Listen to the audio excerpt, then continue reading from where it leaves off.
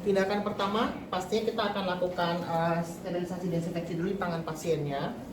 Kemudian setelah itu kita akan suntikin lidocaine untuk anestesi. Setelah di anestesi, baru nanti kita bisa puncture atau kita tusuk di area brachialisnya. Untuk nusuk, apa kita butuh tourniquet? Perlu di tourniquet dulu nggak tangannya? Perlu? Perlu? Tidak perlu, karena kita suntiknya di arteri gitu. Jadi kalau arteri kita tinggal raba aja, kita palpasi, kita rasain denyut nadinya. Kalau semisal tangannya kita tourniquet, malah tidak ada denyutnya di sini gitu. Kapan kita ngebendung itu kalau kita mau suntiknya di vena, karena vena tidak ada denyutan dan kita butuh vena yang besar, jadi kita harus bendung. Jadi kembali lagi ke aliran fisiologis darah. Kalau darahnya ke bawah, kalau kita bendung, ya udah dia nggak dapat aliran. Tapi karena vena itu alirannya ke atas, jadi kalau kita bendung dia bisa ketahan vena. Oke. Jadi setelah kita raba, kalau kita sudah menuju jantungnya, baru kita bisa tusukin jarumnya. Kita tusuk, saya masukin di sini aja ya ke selangnya. Setelah kita masukin jarumnya, kemudian kita bisa masukin wire-nya. Ini wire introducer ya. Jadi yang kita kasih itu bagian yang dia lenturnya, kita taruh paling ujung. Setelah itu baru kita bisa masukin. Setelah masuk baru kita dorong wire-nya pelan-pelan.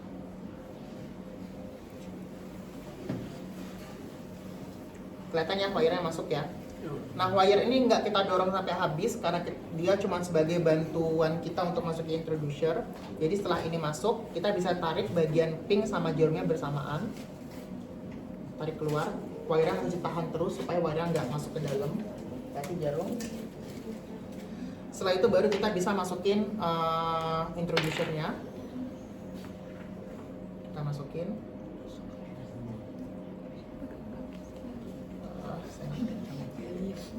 Iya, kacamata saya ketinggalan jadi agak nggak kelihatan. Wire-nya jangan sampai masuk banget, jadi kita dorong wire-nya sambil ditahan. Setelah itu baru kita dorong sampai dia masuk semua. Setelah introducer masuk, baru wire sama bagian mandiri tadi kita ambil. Di bagian ujung sini dia sudah ada karetnya, jadi darahnya nggak akan keluar. Nah, setelah itu nanti baru kita bisa lanjut pasang tadi manifold revolve-nya. Manifold revolve itu bisa kita pasang di sebelah sini. Nanti barulah kita sambungin kontras, NaCl, sama satu lagi masuk ke blood pressure untuk mengukur tekanan darah gitu. Setelah itu nanti kalau kita mau tindakan kita bisa masukin dari sini. Sekarang kita mulai tindakan. Ini aku punya wire coronary. Sebenarnya ada satu lagi wire untuk stand, cuma saya nggak ketemu tepatnya di mana. Jadi kalau wire stand itu dia agak gede. Jadi wire stand lagi, wire catheter. Wire catheter dia agak gede dan tebal. Tapi saya masih penasaran deh, dia ada nggak di sana? Kemarin saya cari nggak ada ya. Jadi kalau wire catheter itu dia lebih gede. Nanti gunanya supaya kateter jadi lurus dulu. Jadi kalau masuk dia posisinya lurus. Dan di ujungnya ini dia rubber atau karet, jadi dia tidak akan melukai pembuluh darah. Jadi karena kateter ini plastik, kalau kita masukin tanpa wire dia bisa patah di dalam pembuluh darah. Jadi kita butuh wire untuk mendorong. Nah, karena berhubung saya nggak ketemu wire kateternya, jadi saya langsung pakai wire coronary. Wire coronary ini kecil, dia nggak kuat untuk ngedorong kateter masuk sebenarnya. Cuman ya lah ya, nanti tahu ya beda wire-nya. Atau mau coba saya cari sekali lagi kali ya? Coba ya, biar nggak penasaran ya. Saya post dulu. Nah, ini untuk wire kateter, dia lebih besar. Ya, ukurannya. Karena dia gunanya untuk buat kateter supaya kaku. Nah, jadi untuk masukinnya, nanti kita akan masukin dulu wire ke ujungnya, ujung kateternya. Ini normalnya nanti diarahin ke sana ya, cuman ya udahlah, karena meja kita kecil, jadi saya taruh ke lantai.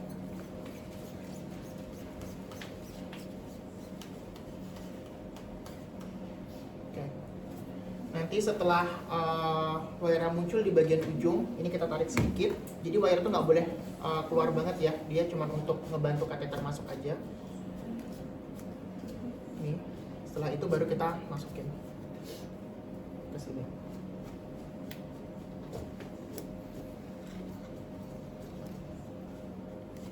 Masukin, baru nanti kita dorong bersamaan.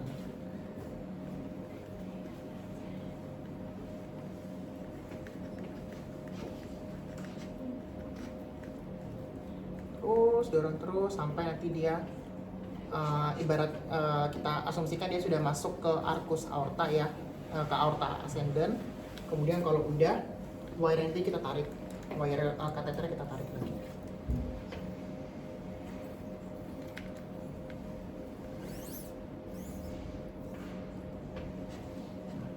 Setelah wire kateter kita tarik, nanti barulah kita bisa masukin wire coronary. Ini kita masukin dia ke dalam balonnya. Oh, sebelum itu kita angiografi dulu ya. Jadi kalau mau angiografi nanti, misal nih, ini pembuluh darah kiri, kanan, dia sudah masuk ke kanan. Nanti kalau mau ke kiri kita tinggal putar kateternya. Cuma udah patah posisi kateternya. Kita putar, nanti dia akan masuk ke pembuluh darah kiri. Baru kita angiografi lagi. Kalau sudah di angiografi, iya muternya di dalam.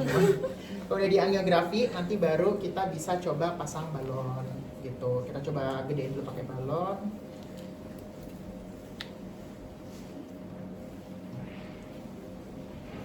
Ini kita bisa masukin wire dulu, biasanya dimasukin wire. Yang teman mau masukin pad. Ini ada, ini bukan jarum ya, tapi dia untuk masukin wire aja.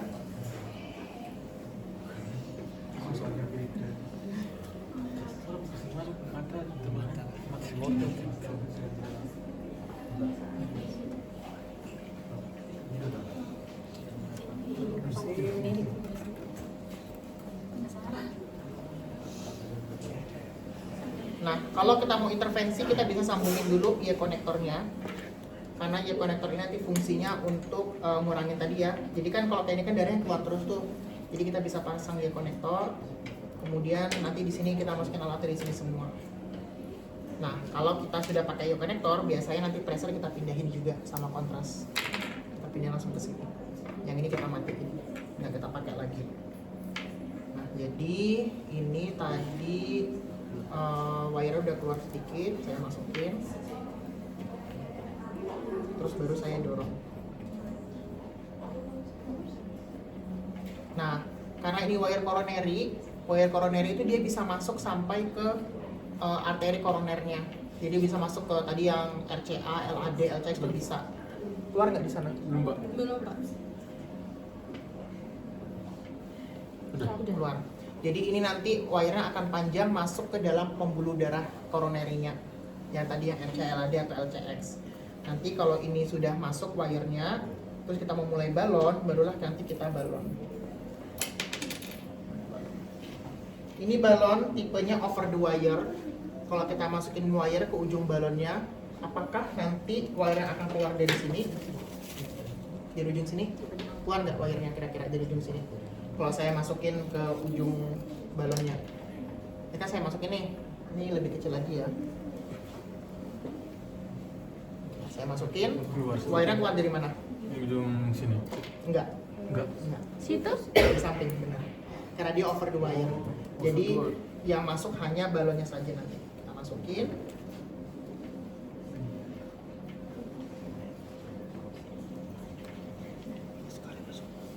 Banyak sekali.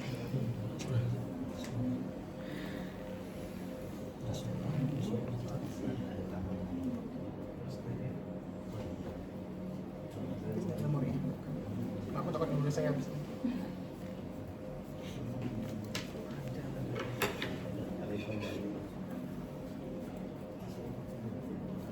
Udah.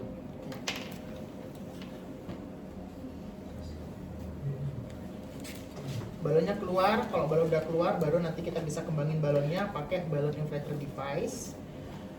Ini bisa kita buang dulu sedikit udaranya. Ini sudah saya kasih kontras ya, jadi saya nggak usah isi lagi. Cara buangnya kita bisa putar pelan-pelan sampai airnya naik. Ini saya kasih pewarna supaya kita bisa lihat dengan jelas airnya keluarnya. Oke, setelah kita buang udaranya baru kita sampaikan. Oke, setelah disambungin, di sini itu ada angka 1, 2, 3, 4, 5, 6, 7, 8, 9, 10 seterusnya. Itulah ada ATM-nya. Jadi kita kembangin balon sesuai dengan ukuran ATM-nya tadi. Nah, ini kebetulan saya pakai balon ukuran 2,0. 2,0 itu kalau nggak salah 10 ATM. Ya, sekitar segitu. Jadi saya bisa putar pelan-pelan. Nanti dia akan naik dan sana akan mengembang. Kelihatan nggak dia mengembang? Ngomong Pak, kelihatan. Oke, mau dipegang boleh kalau penasaran. Bahannya seperti itu. Kita bukan. Oke. Tidak bisa. Oke, jadi itu ukurannya 10 ATM. Kita biasanya ngembangin balon tuh kita tahan kurang lebih 10-30 detikan, nanti baru kita rilis lagi. Kalau mau ngerilis, ini kita lepas. Kita buka kuncinya. Tarik. Kempes. Kempes. Ya. Oke, nanti setelah itu nanti kita bisa kembangin lagi balonnya. Rasanya sekarang plastiknya kosong ya. Ya. Nanti bisa dikembangin lagi. Coba kalau mau sambil dipegang, Kelihatan. kembang lagi 10 ATM. Terus kalau udah kita tinggal tarik. Atau kalau mau di foto dulu boleh yang ada balonnya. Kalau mau di foto yang pas ada balonnya boleh. Sekecil ini. Foto ronsen maksudnya. Di expose dulu coba.